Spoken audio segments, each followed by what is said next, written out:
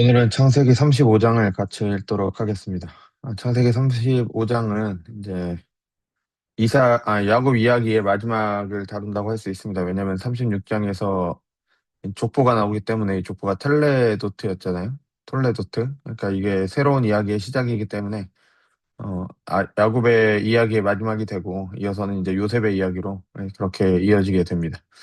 35장은 이제 야곱의 전체적인 이야기에 여정이 마무리가 되는 그런 장이 됩니다. 그래서 하나님께 서원했던 걸, 베델에서 서원했던 것을 갚고, 그리고 약속의 후계자로 확정을 받습니다. 이제 아브라함 언약을 이어갈 그 후계자로 확정이 되고, 열두 아들들이 이제 약속의 땅에 이제 정착하게 되고, 이제 아버지와 형과 제외하면서 이렇게 마무리가 됩니다.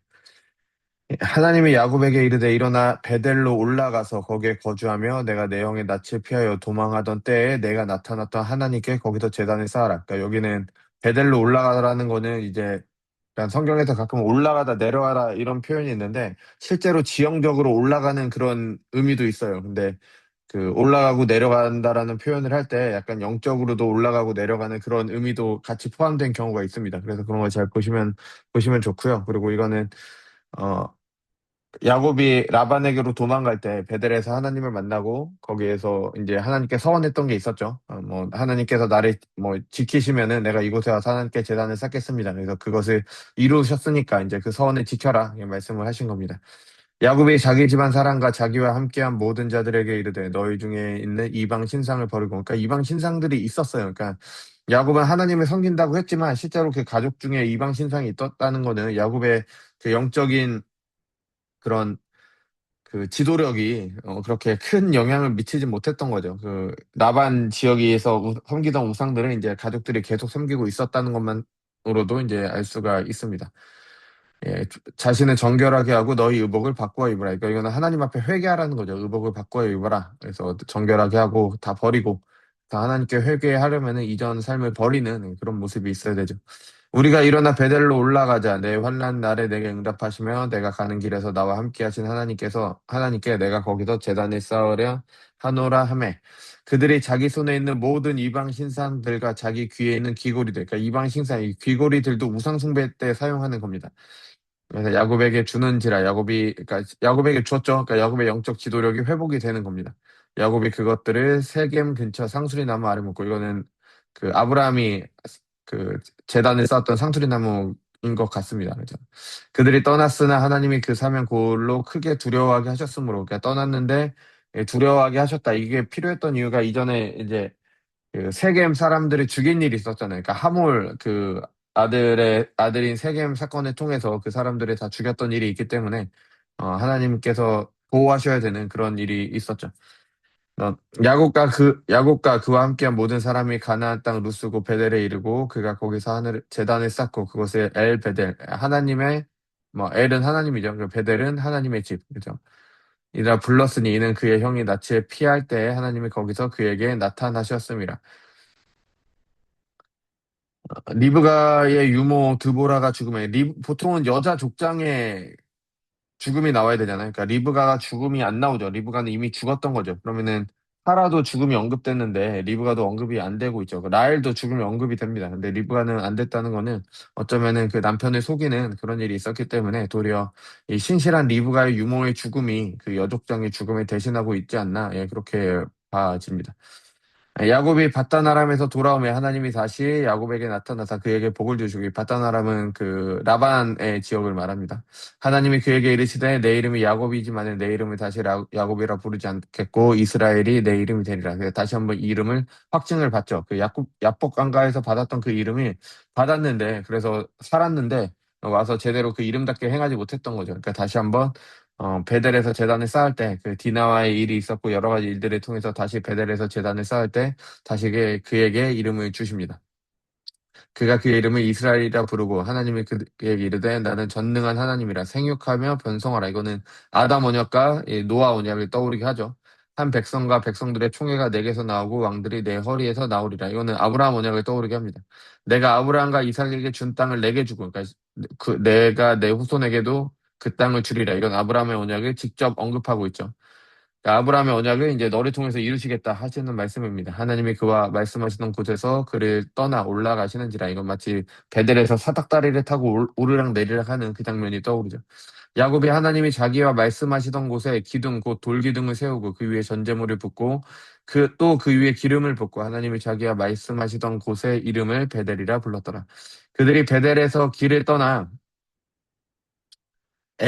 에브랏에 이르기까지 얼마간 거리를 둔 곳에서 라헬이 해산하게 되어 심히 고생하며 그가 난산할 쯤에 산파에게 이르되 산파가 그에게 이르되 두려워하지 말라 지금 내가 또 등남하느니라 하며 그가 죽게 되어 그의 호민이 떠나려 할 때 그의 이름을 베논이라 불렀느니 이거는 슬픔의 아들이라는 뜻이죠.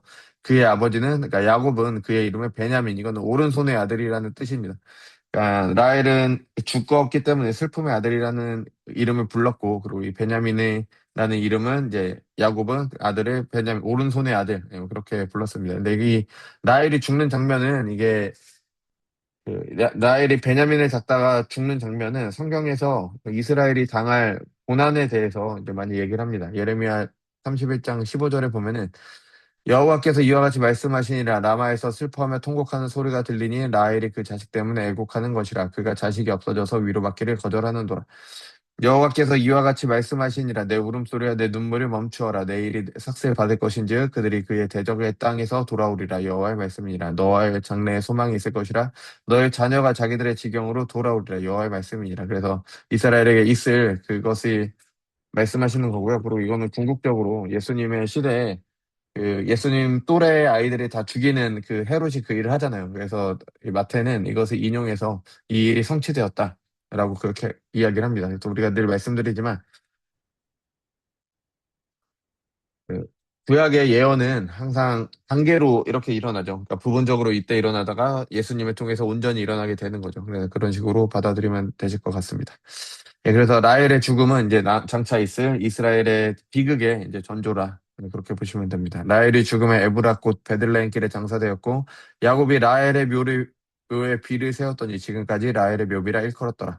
이스라엘이 다시 길을 떠나 에델망대를 지나 장막을 쳤더라. 이스라엘이 그 땅에 거주할 때 르우벤이 그의 아버지 첫 비라와 동침함에 이스라엘이 이를 들었더라. 이제 야곱이라고 안 하고 이스라엘이라고 부르죠. 그러니까 이게 이제 본격적으로 이스라엘이라는 이름으로 이제 활동하게 되는 그런 거를 우리가 확인하게 됩니다. 이 루벤이 그 아버지의 침상을 더럽혔다라고 하는데 이 일이 아마 자기의 정욕을 채우기 위한 것도 있고, 그다음에 이 후대에 자기가 지도자다. 그러니까 내가 장자다. 내가 장자권이 나에게 있다. 그것을 그것을 이제 나타내기 위해서 이런 짓을 했는데 도리어 이 일 때문에 이제 장자권을 잃어버리게 되죠. 그래서 그 장자권, 그러니까 육적인 장자권, 세상의 장자권은 요셉에게 가고, 그래서 요셉의 아들들이 두 몫을 받죠. 에브라임과 그 므낫세 두 몫을 받죠. 장자가 두 몫을 받게 됩니다. 그리고 근데 영적인 장자권은 그 유다에게 이어지죠. 그래서 유다를 통해서 예수님께서 태어나시게 되는 겁니다. 야곱의 아들은 열둘이라 레아의 아들들은 야곱의 장자 루우벤과 그 다음 시므온과 레위와 유다와 이사갈과 스불론이요 라헬의 아들들은 요셉과 베냐민이며 라헬의 여종 비라의 아들들은 단과 납달리요 레아의 여종 실바의 아들들은 갓과 아셀이니 이들은 야곱의 아들들이요 바단 아람에서 그에게 낳은 자더라. 사실 베냐민은 그 돌아와서 낳았죠. 근데 바단 아람에서 낳았다고 한 이유는 그냥 그곳에서 바단 아람에서 아이를 가지고 데리고 있다가 이 돌아오면서 이제 베냐민에서 아니 가나안에서 잠깐 동안 있을 때 낳기 때문에 그냥 바단 아람에서 얻은 아들이다. 그렇게 표현을 한 것 같습니다. 야곱이 기럇 아르바의 mam레로 가서 그의 아버지 이삭에게 이르렀더니 기럇 아르바는 곧 아브라함과 이삭이 거류하던 헤브론이다. 그래서 여기에서 그 막, 마물의 굴을 샀죠. 그래서 거기에 묘지가 있게 되는 거죠. 이삭의 나이가 180세라 이삭의 나이가 많고 늙어 기운이 다음에 기운이 다해서 죽는 것으로 이제 이삭의 이야기는 마무리가 됩니다. 자기 열조에게로 돌아가니 그의 아들 에서와 야곱이 그리 장사하였더라. 그래서 이렇게 해서 한 그 족장 한 세대가 이제 또 끝나게 됩니다. 그래서 이 베델은 영적인 그 회복의 장소죠. 결단의 장소입니다. 그래서 버리고, 그러니까 회개의 장소인데 회개할 때는 항상 이전의 삶을 버리고 하나님 앞에 정결하는 겁니다. 그러면 하나님의 도우심을 구하는 거죠. 이 야곱에게는 계속되는 고난이 있었습니다. 우리에게도 계속되는 고난이 있지만 라헬의 그것은 슬픔의 아들로 받아들였지만 야곱은 그것을 오른손의 아들, 그러니까 능력의 아들, 행복의 아들로 받아들였거든요. 그래서 이거는 라헬과 야곱의 해석의 차이입니다. 그러니까 같은 일이 있어도 이렇게 해석의 차이가 되는 거죠. 왜냐하면 라헬은 세상적인 행복을 추구하다가 좌절을 하게 되는 거고요. 아들을 낳겠다라고 해서 그 아들을 낳다가 죽게 되잖아요. 그러니까 세상적인 행복을 추구하다가 좌절하게 되는 거고, 야곱도 물론 그 부인을 라헬을 사랑했기 때문에 그 부인을 잃은 상실의 아픔이 있지만 하나님의 언약을 믿었기 때문에 베냐민의 이름을 저렇게 베냐민이라고 지을 수가 있었습니다. 그러니까 고난의 때에 인간적인 방법이나 뭐 다른 것들로 해결하려고 하지 말고 이제 예배의 자리로 가야 되는 겁니다. 하나님께 나아가야 되는 거죠. 그때 하나님께서 우리에게 위로를 주실 겁니다. 그리고 이제 회개라는 거는 하나님께 나아갈 때는 내 안의 우상을 제거하고 이제 정결하게 해서 이제 하나님께 나아가야 되는 거죠. 이게 바로 회개죠.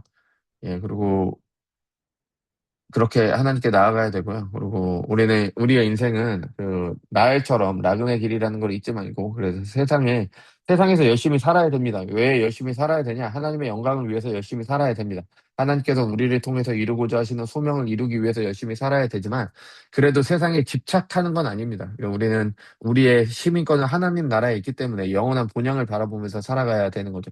그래서 지나치게 세상 것에 집착하는 거는 잘못된 겁니다. 물론 하나님 나라를 이루기 위해서 잘못된 게 있으면 고쳐나가야 되고, 뭐 잘못됐다라고 얘기도 해줘야 되고, 여러 가지 해야 되지만, 너무 세상 것들 때문에 지나치게 기뻐하고, 지나치게 슬퍼하고, 그럴 필요는 없는 겁니다. 왜냐면, 우리에게는 영원한 본향이 있기 때문에 그렇죠. 그래서 그렇기 때문에 우리는 환경이 아닌 믿음의 눈으로 우리의 환경을 날처럼 그냥 슬픔으로 바라보냐, 세상 것을 추구하다 보면 그것을 얻지 못했을 때는 이렇게 바라볼 수밖에 없죠. 근데 야곱처럼 그것을 하나님의 섭리를 믿고 그렇게 베냐민이라는 이름을 짓느냐, 이게 우리가 세상을 어떻게 보느냐에 따라서 이런 결과가 나오게 됩니다. 그래서 신자들은 회개함으로 하나님께 나아가서 세상을 제대로 바라보고 이제 세상에 소망을 두는 게 아니라 영원한 본향을 바라보면서 살아가야 된다는 걸 생각하면서 35장을 읽으시면 좋을 것 같습니다.